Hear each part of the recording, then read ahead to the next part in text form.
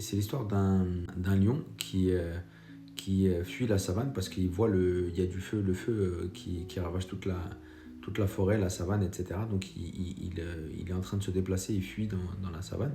Et là, en fait, il voit un tout petit oiseau, un espèce de petit colibri, qui fait des allers-retours comme ça entre un petit lac, une petite mare d'eau, et les flammes. Et en fait, il prend un petit peu d'eau dans son bec et il jette l'eau qu'il a dans son bec sur les flammes. Et le lion, il dit: mais qu'est-ce que tu fais?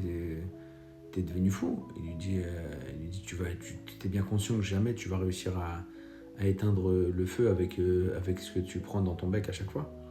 Et le colibri de lui répondre: non, je sais que je l'éteindrai pas, mais au moins je fais ma part du travail.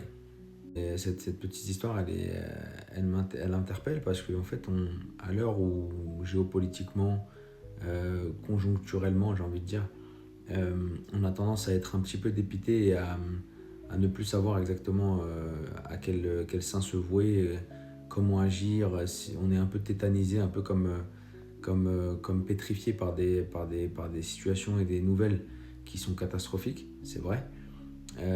En fait, on a tendance à baisser les bras. Et en fait, cette histoire, elle nous montre que l'essentiel, c'est pas le fait d'atteindre l'objectif, peut-être. C'est pas ça. En tout cas, pas à notre échelle. Nous, l'essentiel, c'est d'être dans l'action, d'être dans le mouvement et de participer, de faire notre part. Et donc, dans ce sens-là, je pense que c'est intéressant de se dire que on a tous notre petit rôle à jouer. Je pense on fait partie d'un maillage plus grand qui est le maillage interconnecté de l'humanité. Et que si on veut choisir, si on veut aider le bien à triompher, alors on doit nous-mêmes faire, comme le petit colibri, un tout petit peu de bien à notre échelle. Et en fait, c'est en initiant ce mouvement-là, peut-être, que l'inertie va jouer un rôle. Et peut-être qu'une personne qui vous verra faire du bien va aussi se dire pourquoi pas moi aussi. Et ça va peut-être créer une dynamique de bien. Et voilà. Donc en tout cas, plutôt que de baisser les bras et de baisser la tête et de penser qu'on ne peut rien faire, cette histoire, elle nous rappelle que malgré tout, il faut faire les choses, même si on a l'impression que c'est inutile.